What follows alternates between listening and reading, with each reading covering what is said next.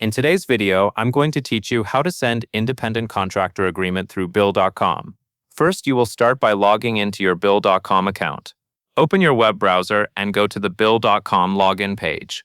Then enter your login details and sign in. Take a moment to make sure you land on the correct dashboard for your workspace, since you want to be in the same account where you manage vendors and documents. Once you see the main home screen, you are ready to move to the next step. Next, you will navigate to the Vendors tab. On the top menu or sidebar, look for an option labeled Vendors.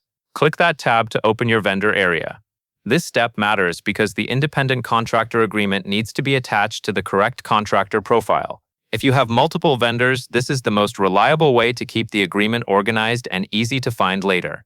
After you enter the Vendors section, you will select the specific contractor from your vendor list. In the vendor list, find the contractor you need by scanning through the names or using any search option that may be available on the page. Click the contractor's name so their profile opens. Make sure you have chosen the right person before continuing, because uploading the signed PDF to the wrong profile can cause delays when you or your team need to reference the document. Now that you are inside the contractor's profile, you will look for the Documents or Attachments section. This area is usually located within the profile details, and it may be labeled either Documents, Attachments, or something very similar. Scroll slightly if you need to, and pay attention to where the profile displays any uploaded items. This section is where bill.com will store the agreement file for that contractor, so it is important to upload it in the correct place. Once you locate the Documents or Attachments section, you will upload the signed PDF of the independent contractor agreement. Find the Upload button or link in that section, which may say Upload, Add Document, or something similar. Click it and then select the signed PDF from your computer or device. As the file uploads, you will usually see a progress indicator or confirmation. If the system prompts you to confirm the upload, proceed and allow it to finish.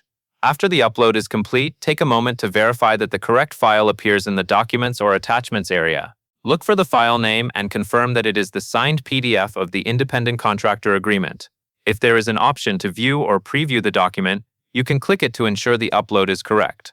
This quick check helps prevent issues later and ensures the agreement is ready to reference when needed.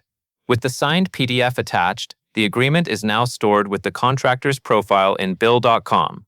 You have completed the key part of the process, and your documentation stays centralized instead of scattered across emails or folders. That makes it easier for you to track agreements and provide information during reviews or audits. And that covers everything you need to know. And that is all there is to it.